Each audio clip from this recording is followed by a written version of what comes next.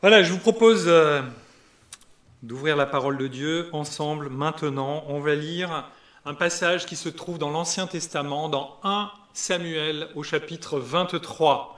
Ça va être projeté, je crois. Et avant de, avant de lire ce passage, je vais vous dire quelques mots. Pourquoi 1 Samuel 23 On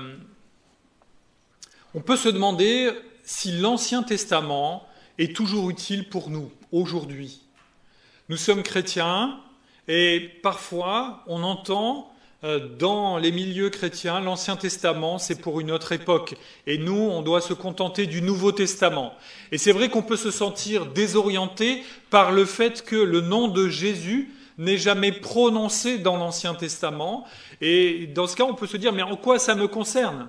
Comment ma foi fait-elle pour s'articuler avec les réalités de l'Ancien Testament ? Est-ce que nous sommes toujours concernés ? Oui, toute l'Écriture est inspirée de Dieu, du premier verset de la Genèse au dernier verset de l'Apocalypse, et ça inclut l'Ancien Testament.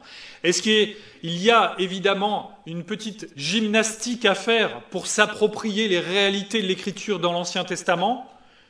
À travers ce que Jésus a accompli. Mais l'Ancien Testament a été inspiré par le Saint-Esprit. L'Ancien Testament nous parle de celui qui va devenir le Messie.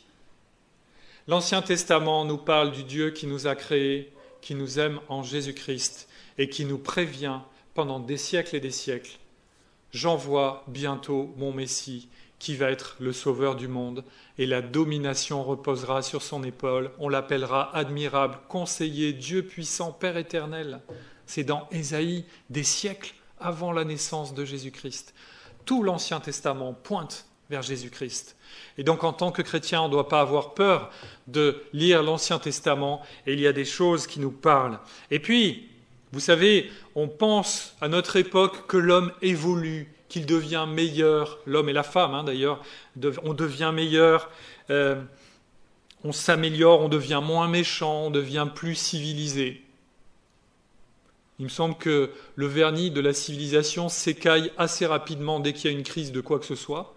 Mais la Bible est lucide sur le cœur de l'homme. Nous sommes semblables à nos ancêtres d'il y a des milliers d'années.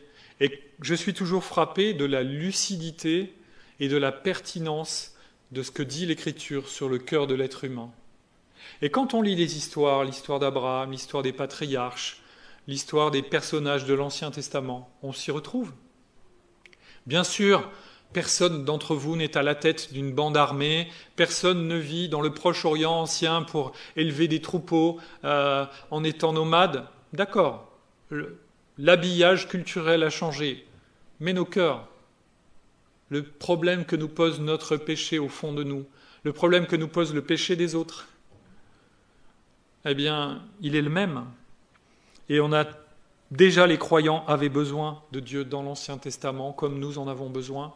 Et de ce point de vue-là, il y a une analogie de la foi qui fait qu'on peut lire les récits de l'Ancien Testament et être édifié, être encouragé. Et j'espère que ce matin, le Seigneur va vous encourager par ce temps de méditation. On va lire ensemble 1 Samuel, le chapitre 23. C'est un épisode de l'histoire du roi David, alors qu'il n'est pas encore roi. Je vous lis. On vint dire à David, les Philistins ont attaqué Keïla et pillent les aires de battage. David consulta l'Éternel en disant, dois-je y aller ? Est-ce que je battrai ces Philistins ?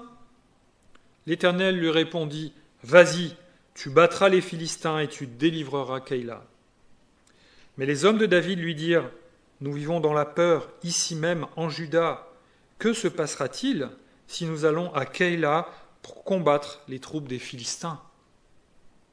David consulta de nouveau l'Éternel, et l'Éternel lui répondit, « Lève-toi, descends à Keïla, car je livre les Philistins entre tes mains. » David alla donc avec ses hommes à Keïla, et il se battit contre les Philistins. Il emmena leur bétail et leur infligea une grande défaite. C'est ainsi que David délivra les habitants de Keïla. Lorsque Abiatar, le fils d'Achimélec, s'était réfugié auprès de David à Keïla, il avait apporté l'éphod avec lui. Saül fut informé de l'arrivée de David à Keïla et il se dit « Dieu le livre entre mes mains, car il est venu s'enfermer dans une ville muni de portes et de verrous. Saül convoqua donc tout le peuple à la guerre afin de descendre à Keïla et d'assiéger David et ses hommes. David eut connaissance du mauvais projet de Saül contre lui. Il dit au prêtre Abiathar, « Apporte l'éphod. » Puis David dit, « Éternel, Dieu d'Israël, moi, ton serviteur, j'apprends que Saül veut venir à Keïla pour détruire cette ville à cause de moi. Les habitants de Keïla me livreront-ils entre ses mains?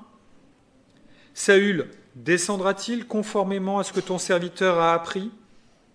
Éternel Dieu d'Israël, veuille le révéler à ton serviteur. » L'Éternel répondit, « Il descendra. » David répéta, « Les habitants de Keïla me livreront-ils, ainsi que mes hommes, entre les mains de Saül ?» Et l'Éternel répondit, « Ils te livreront entre ses mains. » Alors, David se leva avec ses hommes, au nombre d'environ 600. Ils sortit de Keïla et s'en allèrent où ils purent. Informé que David s'était sauvé de Keïla, Saül renonça à son expédition. David habita dans le désert, dans des endroits escarpés, et il resta sur la montagne, dans le désert de Ziph. Saül le cherchait toujours, mais Dieu ne le livra pas entre ses mains. Voyant que Saül partait en campagne pour attenter à sa vie, David restait dans le désert de Ziph, dans la forêt. Ce fut alors que Jonathan, fils de Saül, se leva pour aller trouver David dans la forêt. Il fortifia sa confiance en Dieu et lui dit « N'aie pas peur, car mon père Saül ne parviendra pas à t'attraper. Tu régneras sur Israël et moi je serai ton bras droit. Mon père Saül le sait bien aussi. » Ils firent tous deux alliance devant l'Éternel. David resta dans la forêt et Jonathan retourna chez lui. Les Ziphiens montèrent vers Saül à Gibéa et dirent « David n'est-il pas caché chez nous, dans les endroits escarpés, dans la forêt, sur la colline de Hakila, qui se trouve au sud du désert? Descends donc, roi, si c'est ce que tu désires. C'est à nous qu'il reviendra de le livrer entre les mains du roi. » Saül dit « Que l'Éternel vous bénisse pour avoir eu pitié de moi. Allez donc prendre encore des informations pour bien examiner et savoir où il se tient et qui l'y a vu, car il est très rusé à ce qu'on m'a dit. Voyez et reconnaissez tous les endroits où il se cache, puis revenez vers moi avec des renseignements certains, et je partirai avec vous. S'il est dans le pays, je le chercherai parmi tous les milliers de Juda. » Ils se levèrent donc et retournèrent à Ziph, avant Saül. David et ses hommes se trouvaient dans le désert de Maon, dans la plaine située au sud de ce désert. Saül partit avec ses hommes à la recherche de David. On en informa David, qui descendit dans un endroit rocheux, dans le désert de Maon. L'ayant appris, Saül poursuivit David au désert de Maon. Saül marchait d'un côté de la montagne, David et ses hommes de l'autre côté. David se dépêchait pour échapper à Saül. Cependant, déjà, Saül et ses hommes l'encerclaient, ainsi que les siens, pour s'emparer d'eux. Lorsqu'un messager vint dire à Saül « Viens vite, car les Philistins ont lancé une attaque contre le pays. » Saül cessa de poursuivre David et repartit pour aller combattre les Philistins. C'est pourquoi l'on appela cet endroit Séla Amashlékot. Jusqu'ici, la lecture de la parole de Dieu. J'ai choisi ce texte parce que il est paradoxal, il semble contradictoire, il semble étonnant. David fait confiance à Dieu, il remporte une grande victoire et il doit s'enfuir devant son ennemi. Mais qu'est-ce qui se passe ? Mais le fait de croire en Dieu ne fait pas qu'on remporte seulement des victoires ? Mais non, mais si on se convertit, si on devient chrétien, si on confesse que Jésus est notre Sauveur et notre Seigneur, votre patron ne va pas vous appeler tous les lundis matins pour vous augmenter en disant « Reste chez toi, je te paye le double ». Les gens autour de vous ne vont pas arrêter de tomber malades et de mourir. Vous n'allez pas arrêter d'avoir des problèmes avec votre voiture qui tombe en panne, etc., etc. La vie d'un chrétien, c'est une vie où il y a des épreuves. Et le fait d'être chrétien ne nous fait pas échapper aux épreuves. Mais la façon de traverser les épreuves est différente. Parce que Dieu est là à nos côtés. Parce qu'il nous aime. David, donc, je vous propose de voir comment David a délivré Keïla des Philistins, ensuite comment il risque d'être piégé, et puis sa fuite au désert, et quels encouragements pour nous. David délivre Keïla, cette petite ville qui appartenait à la terre d'Israël. David, à cette époque-là, n'était pas encore roi. Dieu lui avait déjà promis qu'il serait roi. Il avait envoyé Samuel pour lui verser de l'huile sur la tête. On dit oindre. Oindre, c'est un vieux mot que plus personne n'utilise à part la Bible, et qui dit on verse de l'huile sur la tête de quelqu'un, et ça le désigne de la part de Dieu pour dire voilà celui que Dieu a choisi pour faire la mission que Dieu lui confie. Et dans l'Ancien Testament, on faisait ça avec les sacrificateurs, et à partir du moment où il y a eu des rois, eh bien, on a fait ça aussi avec les rois, parce que ça voulait dire que c'était Dieu qui désignait les rois d'Israël. Donc David, il a déjà été désigné pour être roi sur Israël. Mais pendant 12 ans, au lieu d'être roi, il va être comme un brigand, qui va devoir fuir loin du roi qui est en place, qui s'appelle Saül, et qui le déteste, parce que Saül est infidèle, parce que Dieu l'a rejeté, et il veut supprimer David pour être sûr de rester en place comme le roi. Donc David, il va avoir une vie de brigand, alors que Dieu lui a dit « tu vas être roi ». Ça peut nous parler aussi. Vous savez, la Bible dit que les enfants de Dieu sont rois, qu'on va régner avec Jésus-Christ. C'est vrai, c'est une promesse, mais on ne voit pas encore qu'on règne.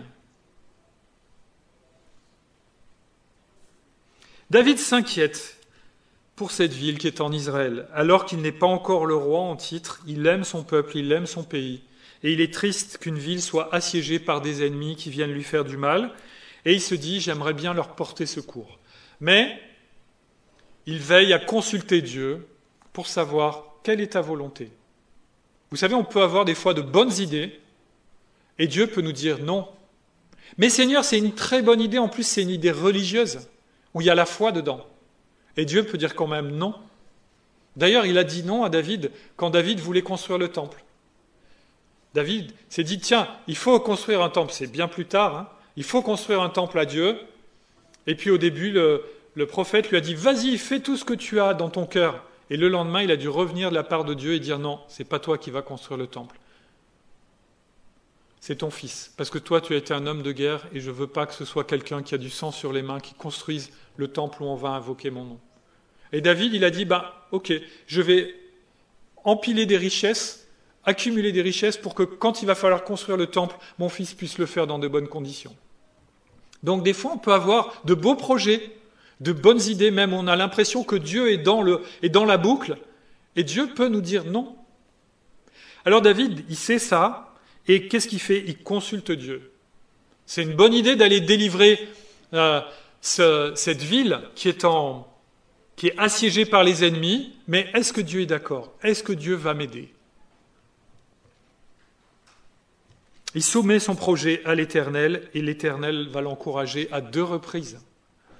Pourquoi ? Parce qu'une première fois, il demande, Dieu lui dit « vas-y ».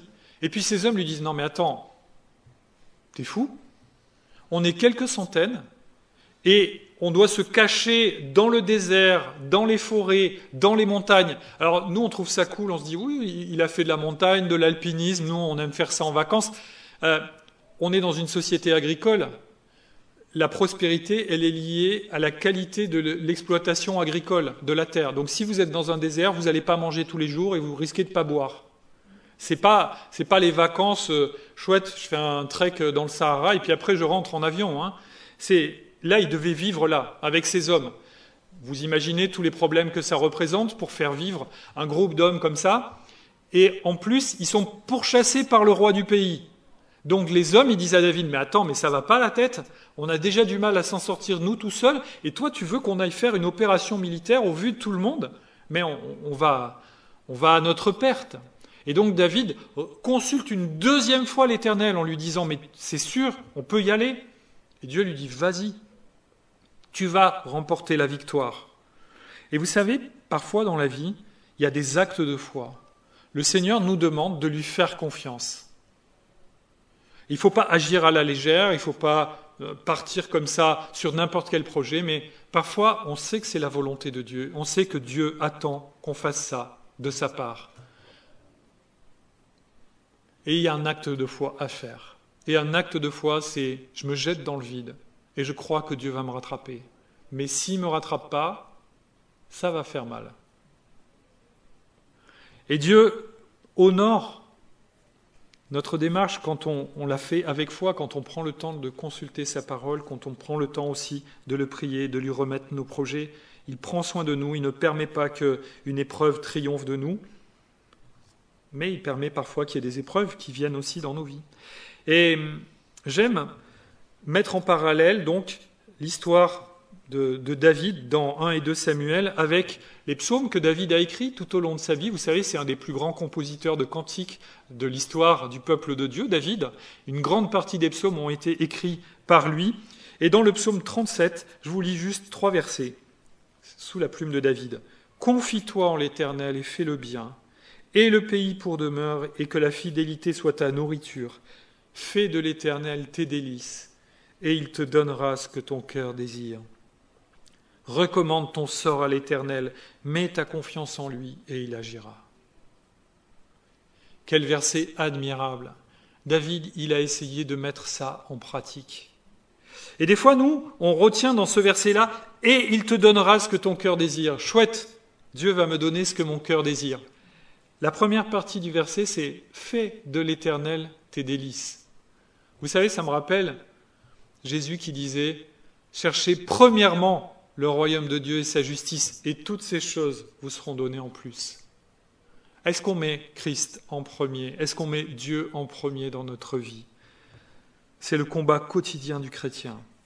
C'est ce que David s'efforçait de faire à ce moment-là de sa vie, avec fidélité, avec persévérance.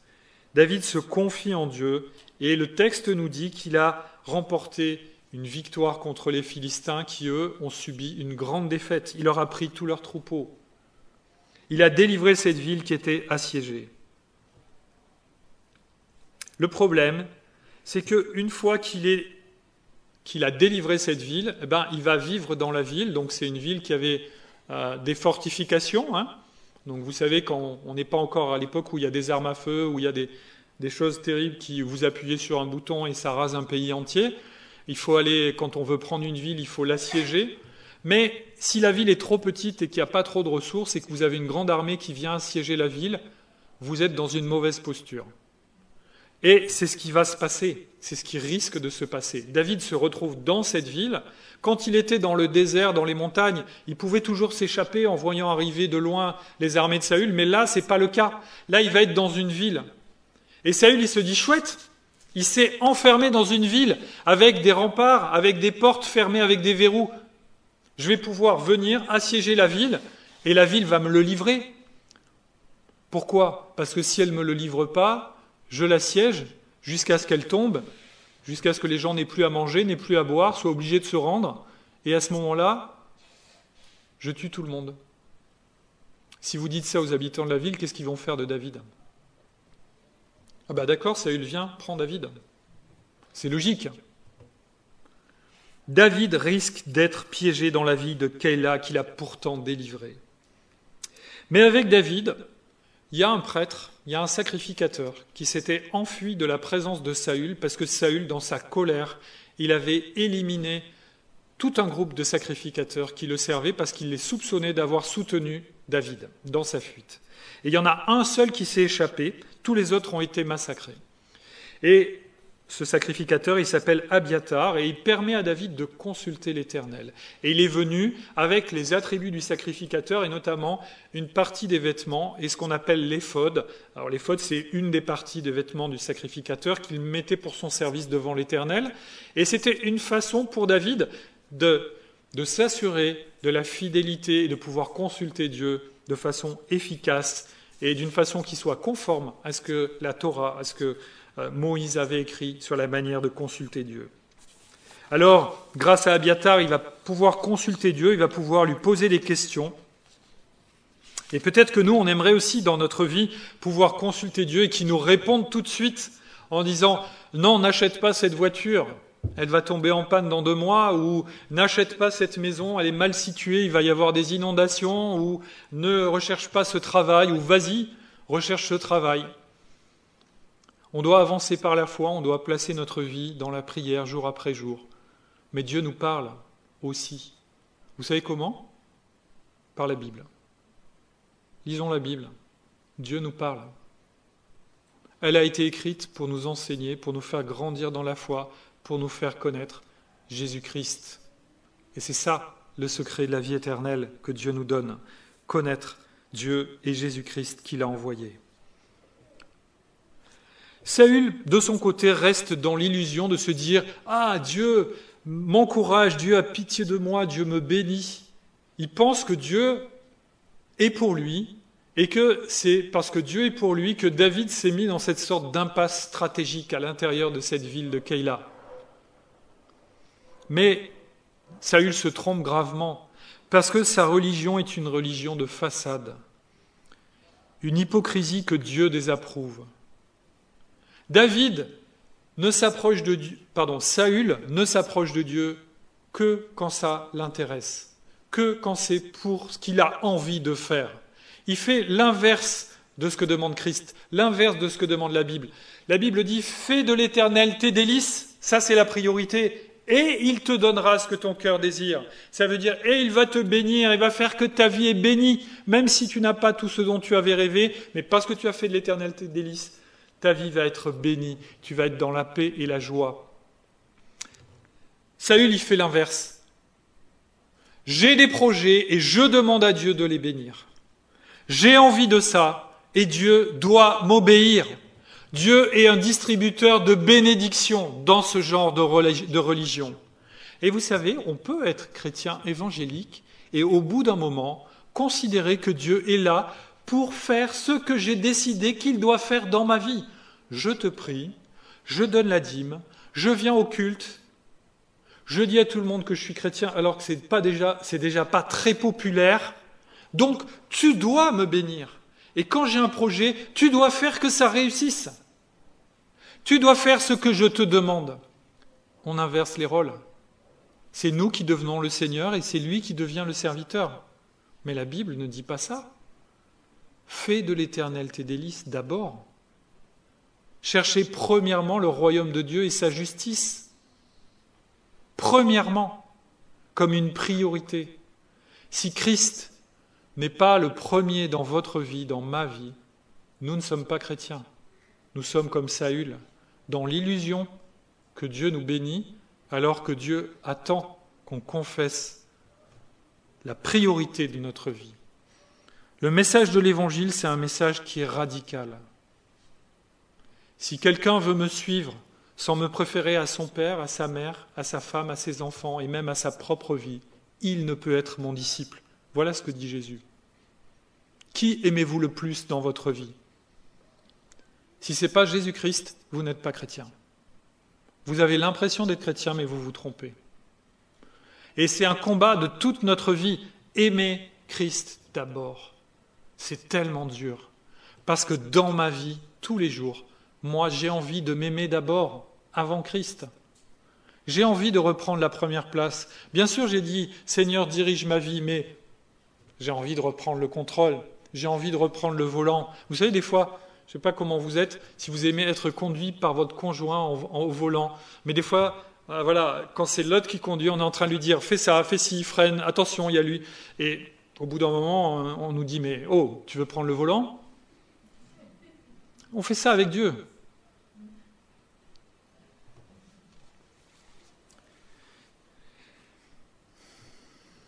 David doit fuir dans le désert. Alors qu'il avait remporté la victoire, alors que Dieu lui avait dit « Tu vas être roi sur Israël », David doit fuir comme un brigand. Il n'a rien fait de mal, il a délivré une ville, il a triomphé des adversaires. Mais le roi le déteste et il veut le tuer et David doit fuir.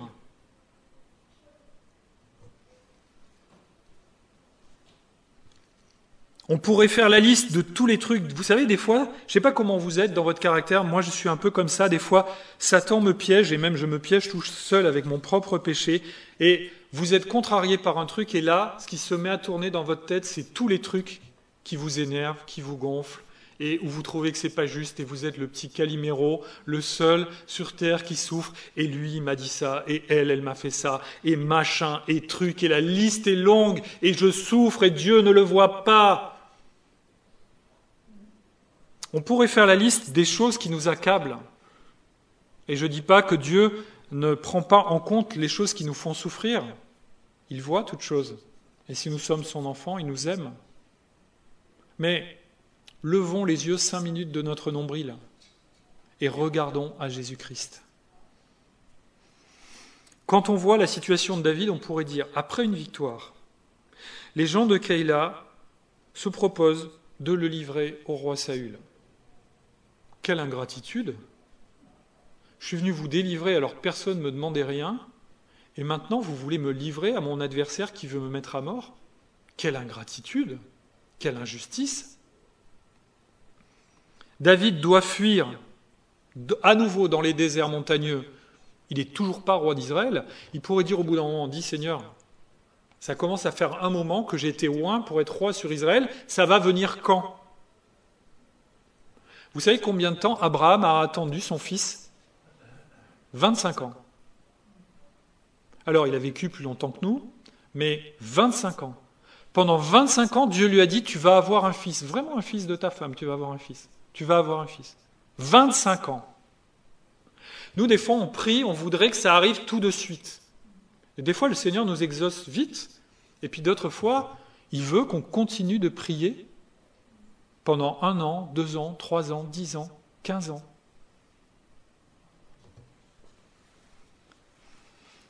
On continue la liste des choses qui accablent David. Il est sans cesse sous la menace de Saül. Saül, dès qu'il a une idée de où se trouve David, il va envoyer des troupes, il va venir pour essayer de l'encercler, de le mettre à mort. Et puis, David est trahi par ceux qu'il a délivrés. Voilà, ça fait une liste quand même de choses qui mériteraient que David se lamente. Et on comprend quand il a écrit ce qu'on appelle des psaumes d'imprécation. Vous savez, une imprécation, ça veut dire vous dites du mal, vous souhaitez du mal à quelqu'un. Et c'est très étrange d'avoir dans la parole de Dieu des psaumes qui sont normalement des cantiques où le psalmiste loue Dieu, adore Dieu, propose des bénédictions pour ceux qui aiment Dieu. Eh bien, il y a des parties des psaumes qui sont des psaumes d'imprécation. Mais quand on a vécu ce que David a vécu, on comprend qu'il ait écrit ça, inspiré par le Saint-Esprit, c'est toujours la parole de Dieu, et je crois que ça nous parle et que ça nous est utile. Je vous lis un extrait du psaume 35, écrit par David. Il est en train de parler ses adversaires, et c'est à la fois un cantique et c'est une prière. « Que leur route soit sombre et glissante, que l'ange de l'Éternel les poursuive. En effet, c'est sans raison qu'ils m'ont tendu un piège, c'est sans raison qu'ils ont creusé un trou pour m'enlever la vie. Que la ruine les atteigne à l'improviste, qu'ils soient pris dans le piège qu'ils ont tendu, qu'ils y tombent pour leur ruine. » Vous voyez les imprécations? David, il souhaite le malheur sur ses ennemis qui l'ont trahi. Et ce n'est pas la première fois qu'il sera trahi, il a déjà été trahi par des gens avec qui il servait Saül, qui avaient entouré sa maison et qui voulaient l'assassiner au petit matin. Il a dû partir par la fenêtre. Sa femme, elle a dû mettre une statue dans le lit en disant « Oh, il est malade et vous ne pouvez pas le réveiller ». Et ils ont dû attendre le matin. Et le matin, ils ont vu qu'il n'était plus là. Il s'était enfui. Il a une vie d'aventurier, David. Lisez 1 et 2 Samuel, c'est mieux que Robin des Bois. C'est un vrai roman d'aventure. C'est extraordinaire de voir la fidélité et en même temps tous les rebondissements de l'histoire. Et David, eh bien, il avait le cœur gros. Et qu'est-ce qu'on fait quand on est en colère? Qu'est-ce qu'on fait quand on est sujet, victime d'une injustice? Qu'est-ce que vous faites? Quel est votre réflexe? David, il épanche son cœur devant Dieu. Il dit, voilà ce qu'on m'a fait. Voilà ce qu'ils m'ont fait. J'ai de la colère et de la haine dans mon cœur pour eux. J'aimerais que tu les détruises. La Bible ne nous invite pas à prier pour le malheur de nos ennemis. Jésus dit le contraire. Bénissez ceux qui vous maudissent. Priez pour ceux qui vous maltraitent et qui vous persécutent. Mais ces psaumes d'imprécation nous apprennent quelque chose de fondamental. La colère de l'homme n'accomplit pas la justice de Dieu. David, il décharge sa colère devant Dieu. Seigneur, voilà ce qui est dans mon cœur. Je suis honnête, je te dis franchement, j'ai envie de lui casser les dents, lui. Il m'a trop gonflé. J'ai envie de lui mettre un coup de... Ne me dites pas que ça vous arrive jamais, ou alors on est vraiment très différents. Qu'est-ce qu'on fait quand on est dans la colère? Parce que la colère, ça nous empêche d'aimer notre prochain. C'est un obstacle terrible à ce commandement. Tu aimeras ton prochain comme toi-même. Et parfois, c'est même dans l'Église. Aimez-vous les uns les autres, mais c'est super dur de s'aimer les uns les autres longtemps. Dès qu'on connaît les gens, on a du mal à les aimer vraiment. On connaît leurs défauts. Les psaumes d'imprécation montrent que David décharge son cœur dans la prière. Il abandonne sa colère à Dieu. Voilà ce que j'aimerais faire. Mais je sais que c'est toi qui juges toutes choses. Et Dieu, et la Bible nous rassure en disant, dans Romains 12, on ne va pas lire tout le passage, mais dit que on ne doit pas se charger en tant que chrétien de se faire justice nous-mêmes et de se venger, mais que Dieu regarde ce qui est fait à ses enfants, et que lui, il va demander des comptes. Et que lui, il sera juste quand il demandera les comptes. Vous êtes victime d'une injustice, vous êtes en colère, déchargeons notre colère au pied de la croix. Évacuons ces mauvais sentiments de notre cœur, confions-les, déchargeons-nous sur Jésus-Christ. Et lui-même prendra soin de nous.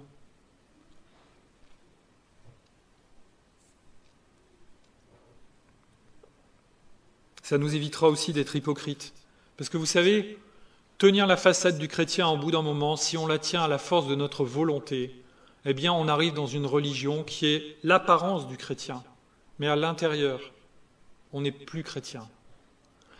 Le but du chrétien, ce n'est pas d'avoir l'apparence du chrétien, le but du chrétien, c'est d'avoir Jésus-Christ au centre de sa vie, qui le transforme sans cesse, pour qu'on lui ressemble vraiment. Dieu garde David. Voilà la liste qu'on devrait voir dans nos propres vies. Au lieu de faire la liste des choses qui nous accablent, c'est utile pour nous en décharger, pour les confier à Dieu. Faisons aussi la liste des bénédictions de Dieu. De quelle manière Dieu vous a-t-il béni cette semaine, ce mois-ci, cette année-ci, aujourd'hui, ce matin, depuis que vous vous êtes levé? Vous savez toutes les choses qu'il a mises en œuvre pour vous bénir? Le nombre des hommes de David a augmenté. Au début, ils étaient 400, ils sont 600. Jonathan, le propre fils de Saül, est venu voir David pour l'encourager. Vous vous rendez compte, Saül, il n'arrive pas à trouver David pour lui faire la peau. Par contre, son fils trouve David sans problème pour encourager David. Dieu veille sur David pour le bénir et pour l'encourager. Dieu délivre David plusieurs fois, in extremis. Saül allait attraper David, il allait encercler avec son armée. Il allait presque l'avoir et hop, au dernier moment. Vite, il faut qu'on retourne. Le pays est attaqué. Vous croyez que c'est un hasard? Oh, zut, c'est ballot, alors la prochaine fois. Dieu est souverain, il veille sur nous. Aucune épreuve dans votre vie n'arrivera si ce n'est pas Dieu qui a décidé qu'elle arrive. Mais ça nous rassure parce que c'est lui qui contrôle l'épreuve. Qu'est-ce qu'il attend de nous dans l'épreuve? Qu'on regarde à lui. Il peut nous faire traverser l'épreuve en étant dans la paix et dans la joie. Vous avez déjà traversé une épreuve de la vie grave en étant dans la paix et dans la joie? Quel privilège! C'est le privilège des chrétiens. On peut demander dans notre vie la paix et la joie, quelles que soient les épreuves, aussi dures soient-elles. Quel privilège quand vous regardez les gens autour de nous qui traversent les épreuves de la vie et qui sont écrasés par elles, sans espoir, sans avenir. Qu'est-ce que c'est le but de quelqu'un qui n'a pas Jésus comme sauveur et Seigneur? Expliquez-moi le but d'une vie qui n'a pas Dieu. C'est quoi? C'est mourir en bonne santé? C'est quoi le but? Qu'est-ce qu'on peut viser qui a vraiment de la valeur dans une vie si on n'a pas Dieu, si on ne sait pas que Dieu prend soin de nous jusque dans l'éternité, qu'il nous prendra avec lui pour toujours? Dans cette vie, dès à présent, nous savons que nous pouvons compter sur lui. Demandons-lui la paix et la joie qu'il veut nous donner par le Saint-Esprit. C'est un privilège extraordinaire. Dans notre assemblée, on a eu récemment deux frères qui ont perdu leurs épouses, encore jeunes. Ça a été vraiment un drame. Une qui est morte d'un cancer en quelques mois, une autre qui est décédée sur son lieu de travail. Le dimanche, il y avait des sorties d'église, elle était là, le lundi matin, elle est décédée. Ça a été un coup de tonnerre pour nous, incroyable. Ce deuxième frère, il a demandé que, au moment des obsèques, dans tout ce qu'on avait prévu, on chante « Compte les bienfaits de Dieu ». Compte les bienfaits de Dieu à des obsèques.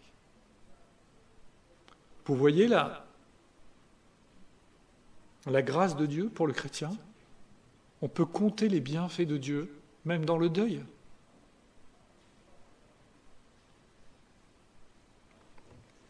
Conclusion, Dieu veille sur ses enfants.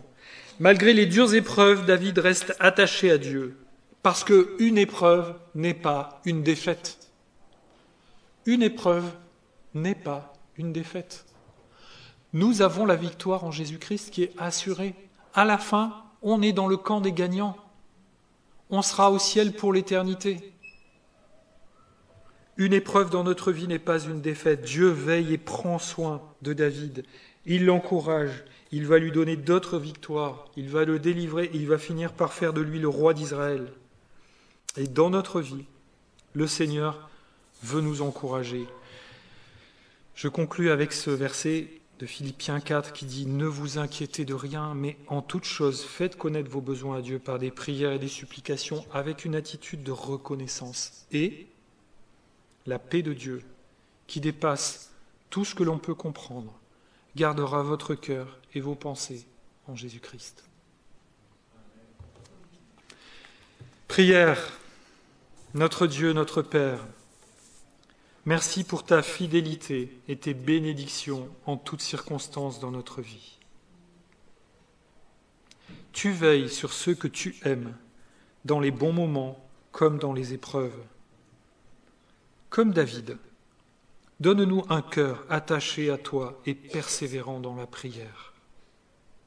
Et renouvelle nos cœurs et nos pensées dans la foi en Jésus et dans la paix incomparable que tu donnes chaque jour. Amen.